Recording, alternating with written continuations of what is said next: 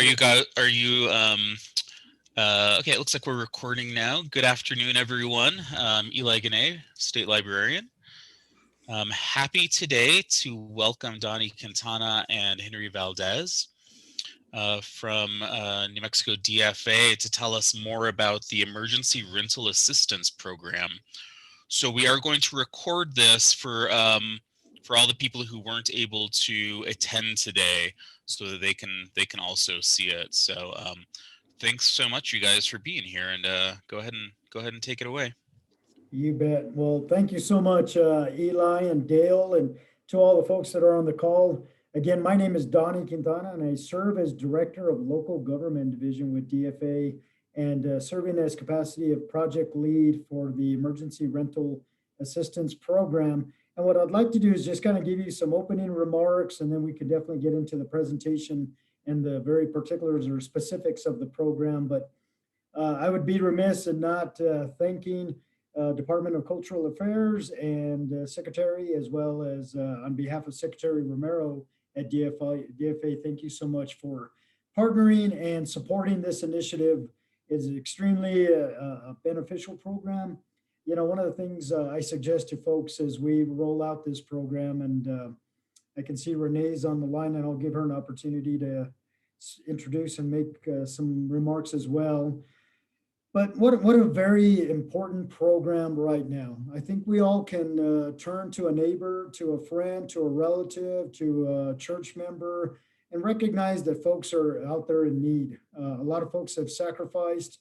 You know, the pandemic has instituted a health crisis, but just as much so an economic crisis and a financial crisis. And a lot of folks are out there sacrificing financially and having some hardships in regards to their ability to pay their rent and or utilities or both. So the program is well designed to ensure that we can provide a safety net to these individuals and provide some support. So ultimately we can eliminate to the greatest extent possible any issues of potential homelessness. We definitely don't want anybody out in the streets when there's resources available to assist them. So the Emergency Rental Assistance Program is a program that was supported by the CARES Act funding, and the state of New Mexico was one of 5 recipients to receive an award in the state of New Mexico. Obviously, the state of New Mexico itself, the county of Doña Ana County, the county of Bernalillo County, city of Albuquerque, and our pueblos and tribes. Doña Ana County and Bernalillo County have implemented and are executing their own respective programs for their geographical service area. It has its own format and so forth, its own application process. It is definitely linked to our website, and we provide as much information as we can, and we try to guide people in that direction. I am pleased to say that we have partnered with the city of Albuquerque on the administration and execution of this program. So the state of New Mexico is covering the remainder of the state minus Bernalillo County, Doña Ana County, the pueblos and tribes, to include the city of Albuquerque as part of the state's geographical service area. The state received 160 million, and then we received an additional 21 million partnering with the city of Albuquerque. Obviously, some of that money is to be able to support the system and the program itself. So, but a good majority, we'd like to say at least 160 to 170 million right now is available to make awards to individuals. In order to be eligible for the program, and we can talk more about that in the slide presentation, but I just want to make sure to emphasize this point. The program was designed to help renters.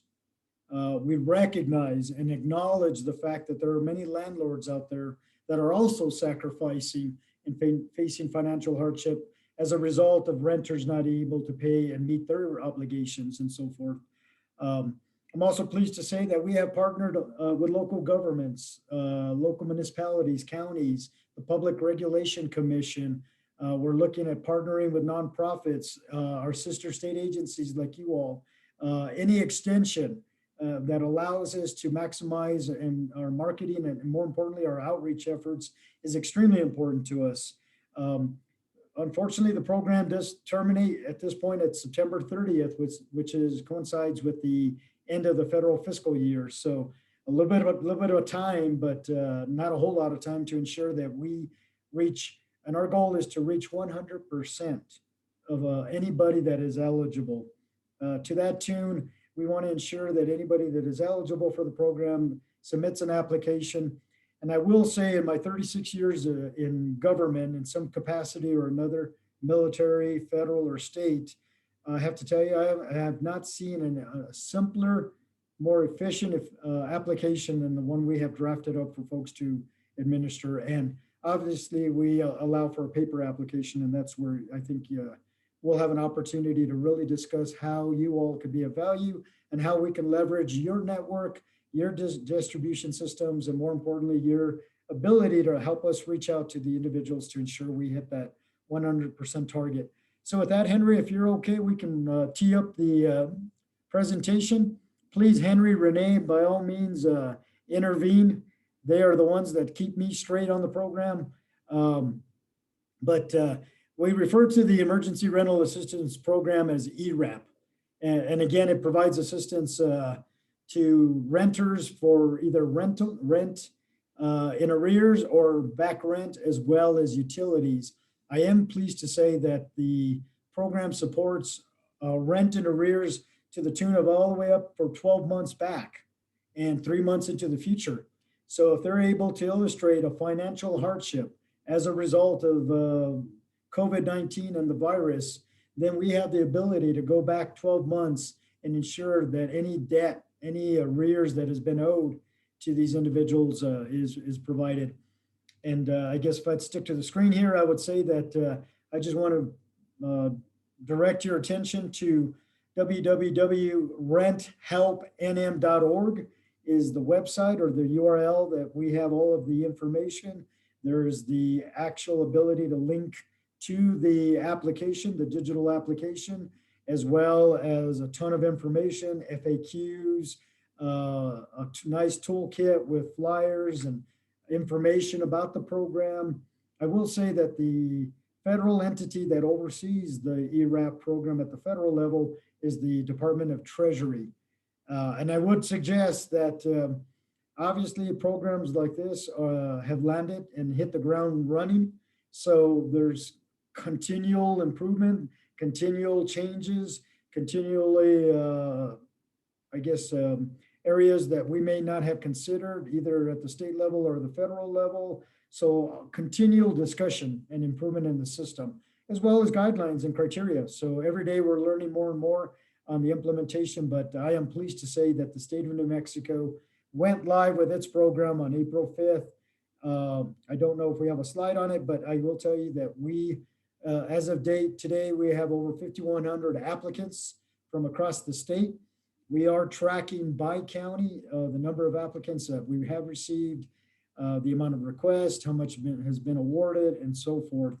Our goal, again, is to provide assistance to 100% of eligible applicants. Our default position on making awards is a yes, unless we can find issues that create a no. I alluded to it earlier. You can see Bernalillo County's website, as well as Donna Anna's County's website. I will tell you that I'm very encouraged by the fact that we meet, if not weekly, at least every 2 weeks with Bernalillo and Donna Ana County.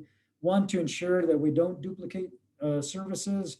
Number two, so that we can share best practices and lessons learned, so that ultimately the whole state benefits from the program and we work in collaboration. Ideally, it would have been great for us to have been able to partner with Bernalillo and Donna Ana County. That definitely is a possibility as we consider the implementation of ERAP 2, which is coming and right behind this program. Just in that suggestion, I do want to mention to you on the ERAP 2, that program will allow for homeowners to be eligible, and it's going to have a quite extension of eligible activities. So as soon as we have that program ready to roll out, we definitely would like to have the same opportunity to present that program to you as well. So who is eligible? You heard me mention that you have to be a renter.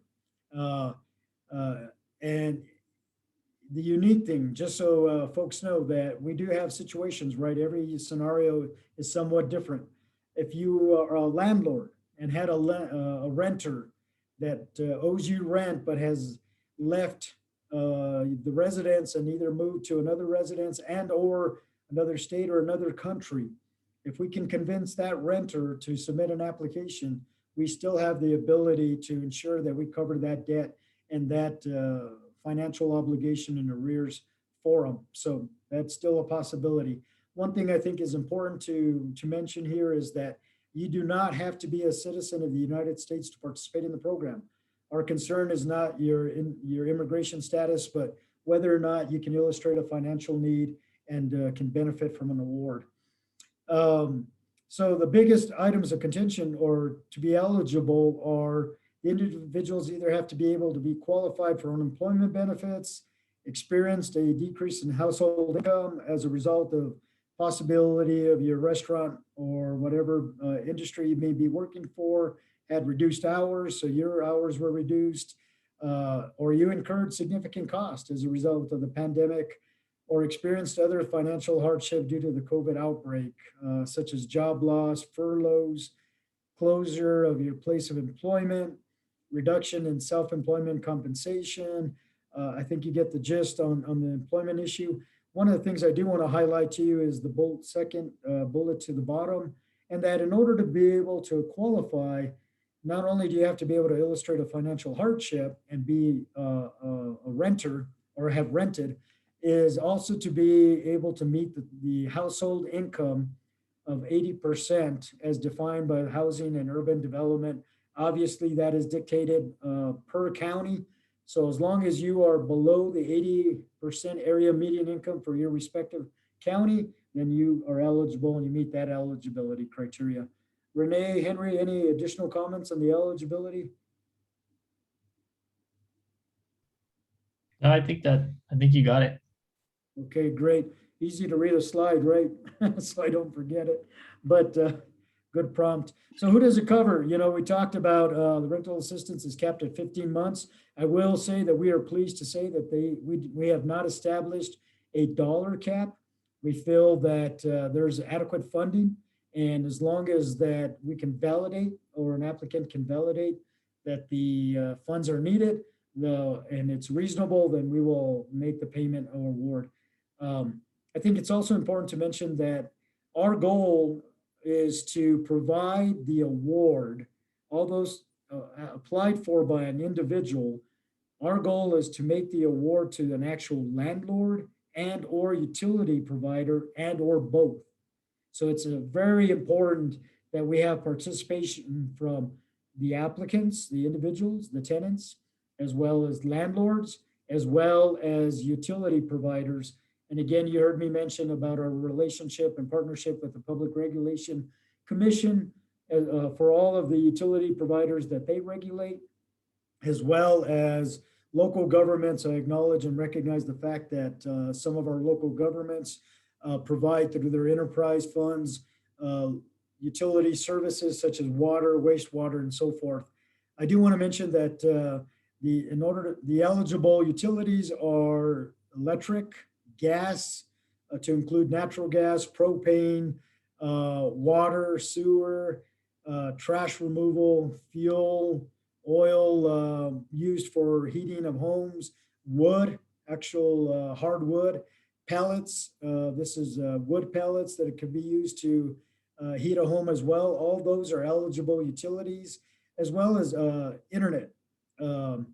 But what is not eligible is telecommunications, telephone. Your basic telephone lines are not an eligible utility. And if there's any doubt, please, share the information to have applicants submit their application, and we will make that determination on whether or not it meets the eligibility criteria. Am I good there, Renee, Henry? Anything to add to that? Good. Okay. Hope you covered it. Great. Documents, and this is extremely important. I'll just take away from Henry has often suggested, in order for us to expedite and to the most efficient means possible, get out awards, the best thing we can do is on the front end is have good quality applications. Unfortunately, right now, one of the things we're recognizing or experiencing is several individuals across the state are going into the system, starting the application, just to recognize and realize that they don't have all the information they need to complete the application, and or they are missing some supporting documentation. Again, you heard me mention the fact that we have really been conscientious of ensuring that the application is very user-friendly. To that tune, individuals can access it through a smartphone, through a laptop, through a desktop, through a iPad. They have the ability to take pictures of any supporting documentations and text those on over to the review applicants or the folks that are reviewing the applicants. So we want to make it as user-friendly as possible. Again, a default position is that they can fill out a paper application. We will mail one out, and Henry and Renee will talk about how you all can be an integral part in helping us provide that assistance and service to our constituents across the state. But you can see that, you know, we're looking for some very specific documents to help us validate that they are eligible for the program. This ensures that we meet the compliance regulatory requirements that the Department of Treasury has imposed on the state of New Mexico as a grantee, so that we meet those obligations, as well as mitigate to the greatest extent possible the risk of fraud and so forth. To that tune, I can tell you that I'm also pleased that we have partnered with the Department of Taxation and Revenue Department, and on a daily basis, we submit certain data fields on each individual application to Taxation and Revenue Department to verify and validate certain information based on their giant database warehouse. And that's taking place every day. And once they validate that information for us, then we proceed with the actual application. So that's just another means for us to minimize fraud and waste. We take our fiduciary responsibility very serious and want to ensure that the money's going into the right hands. So you can see some of the documents that are needed. You know, some will apply to some folks and others will apply to other folks, you know, and I think that's the important thing. That is an area that we are really trying to plus up our website to ensure folks recognize that every scenario is somewhat unique and different, and what might apply to me may not apply to somebody else, but we want to make sure that we make that clear without any confusion, so folks know exactly what documents they need to proceed with. Okay, next slide, please. And I'm going to turn it over to Renee and Henry on these slides because they are leading our marketing and outreach effort, and they're doing a phenomenal job. I'm sure you have seen the giant media blitz on our local news stations or broadcast stations. And in addition to having that macro outlook or reach, we also want to get down into the micro. We want to beat every bush and make sure that we get everybody that's eligible in that program. So Henry, Renee, I'll turn it on over to you, and I'll be available for any questions at the conclusion of the presentation. So thank you so much. Thank you, Donnie. And this is Renee Ward. I'll just hop on in. Once again, I'm Renee Ward from the Department of Finance and Administration, Deputy Cabinet Secretary. I want to just first say thank you so much for the partnership in this, and similar to census, which we appreciated everyone helping out with that. We know that you folks out there are the trusted messengers in your communities, and so we really, really value this partnership. And you know, anything that you can do that we're not thinking of, you know, we would love to hear your thoughts on that. I know Henry's going to take us through the few bullets here that we have in terms of our ask of the libraries across the state. But in addition to that, just wanted to touch on, you know, the resources that are there. So in addition to the website, we actually have a call center that folks can call into and ask general questions. And in addition to that, they can get help with actually completing an online application. If that is, you know, a difficult, you know, sometimes there's barriers to doing that online. They can request an application through that phone number, or they can download from the website. Or the other option is we can actually mail them an application. So lots of possibilities there. But whatever you can do in terms of having printed applications on site, I think would also be quite helpful. I can see that the document section may be somewhat of a barrier for folks because it is a lot of information to have to go and collect. And then the question out there may be, how do I get these forms submitted? I don't have a scanner. So anything you can do to just kind of point out some suggestions to folks, I think would be helpful. Whether they can download an app on their phone or they can take a picture of it on their phone. Those are all really great suggestions to kind of help move the process forward. And then the last couple of things I wanted to touch on is, I know that the libraries oftentimes have community events, and right now I know a lot of those are being held virtually, but if there's ever a point where you'd like to invite one of us to come on and do a Q&A with your constituents in your communities, we'd be happy to do that. And so I just wanted to touch on a few of those things and then turn it over to Henry, and then obviously we would love to answer any questions that you have. So thanks so much again for the opportunity. Hi, so I'm Henry Valdez, the PIO at the Department of Finance and Administration, and as we've been unfolding this program, we've obviously reached some challenges and we're trying to provide some solutions for some of those. And I think the libraries can help in a big way with one of our biggest obstacles right now, which is providing paper applications to people that don't have access to the internet, don't have access to a printer, but need to be able to pick up the paper application. And so we're hoping that the libraries will partner with us in that we can have a stack of applications somewhere in a safe COVID manner, to where people in the community can come and pick that up and take that home to fill out. Another thing that would greatly help our efforts is placing any kind of marketing material throughout the library. I know a lot of libraries have the bulletin boards where, perhaps we can put 11 by 17 poster, or we have a very small business card that kind of has a website on it and the name of the program. In addition to that, any kind of flyers that we could put on the desks as people check out, or whatever we can provide that you all feel appropriate, we are willing to do so. But if we could get some of those in the libraries, that would be a huge help.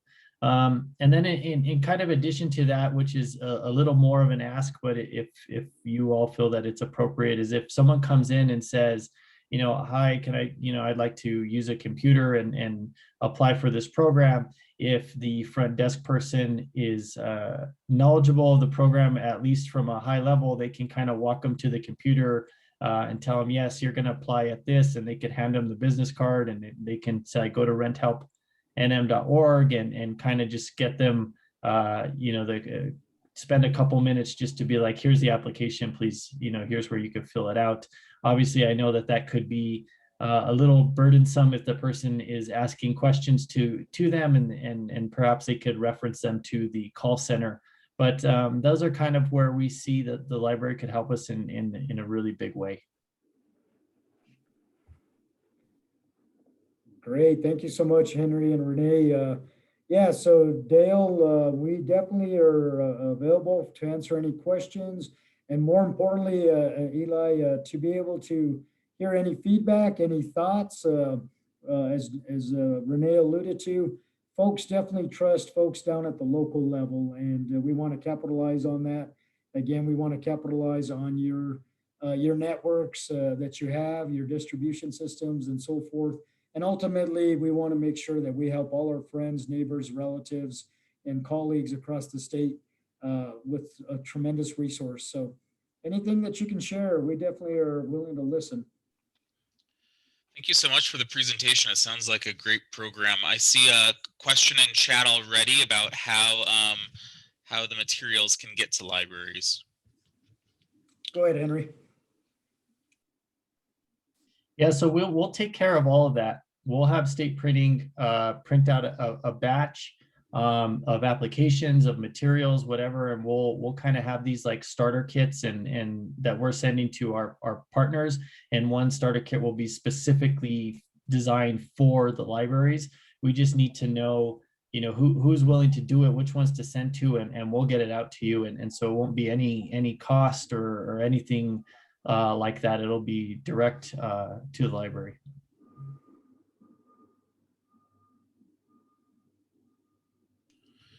Thank you. That sounds great. So I'm imagining that there's going to be quite a few libraries that will want to get a package. After this presentation is over, we will send out an email to the libraries that weren't able to attend with a link to this and some additional information, a link to this recording and some additional information. And in that email, we can ask them who would like materials. Would it be good if it went to say you, Henry, or would you like us at the State Library to collect those all together and send it to you in one email? If you wouldn't mind sending it all in one, that would be a huge help, just because we have a number of other categories of collaborators, so that would be a huge help. Great. Okay, I think that makes sense to me as well. So we'll have them, we'll figure out either a sign up form or just have them email us, and we'll collect those and pass them on to you. Perfect. Thank you. What other questions are there?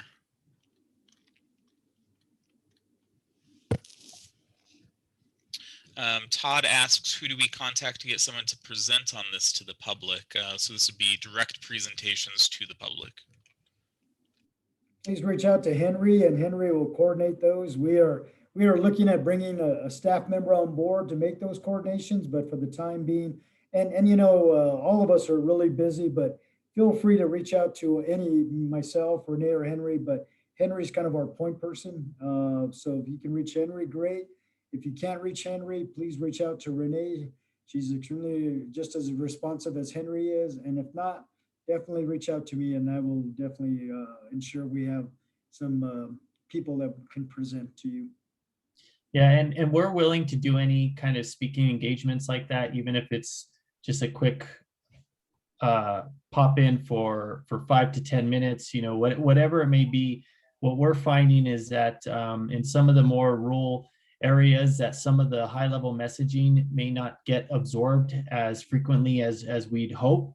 And so we are trying to really get into a more grassroots campaign with this. And I think the libraries can really be that focal point, because there are a number of people in these areas that are in a very dire situation, that haven't worked since last March, that are up for eviction and could be in a pretty bad spot. And so if we can't get the message to them through traditional media means, then we're willing to have those one-on-one conversations if we can do that. That sounds great. And we'll include that in the email that will go out after this as well. Any other questions? This is Dale. Do you guys also have something like a one-pager that libraries could post so that they could put something up on the wall that people could see and then be directed? Yeah, so what we will do is we'll put some 11 by 17 like smaller posters in this library packet, but we will also send a toolkit link. It's a Dropbox. We're currently building out the outreach website, which would have like all the marketing material, like the files in there that anyone can kind of download and print on their own.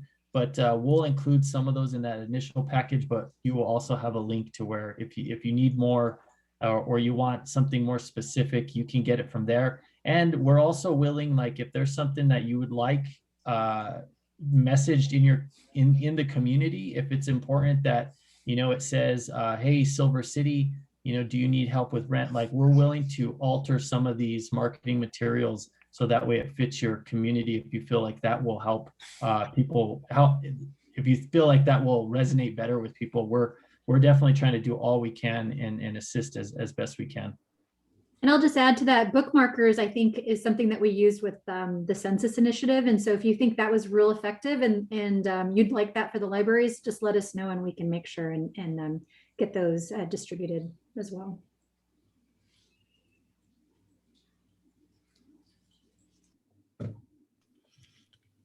All right, Julia says yes, bookmarks would be popular. Great.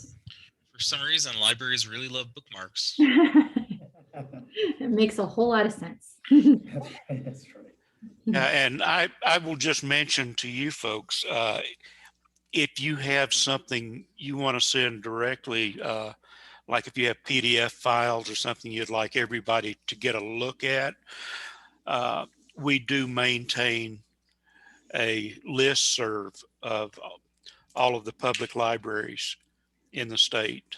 Wonderful. Well, if there's not any last questions. Okay. Oh, great. Thank you, Henry. I'm going to copy that. The ERAP toolkit is in the chat box, so I'll make a note of that. Julia says children will take as many as they can and gets them into their carers' hands as well. That's right.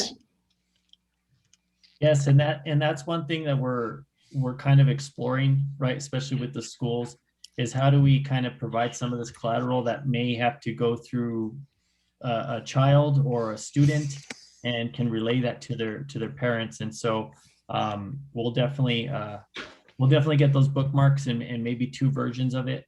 And perhaps that'll kind of trickle its way upwards. Excellent. Are there any last questions? Comments? Hearing none. Thank you, Renee, Henry, and Donnie for the excellent presentation.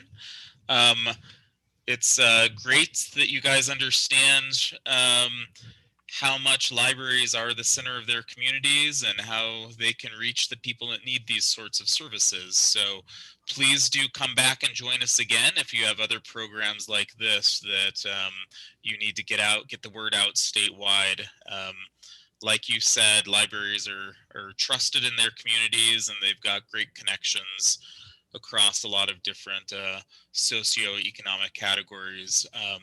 So appreciate you coming today. And I think we'll stop the recording.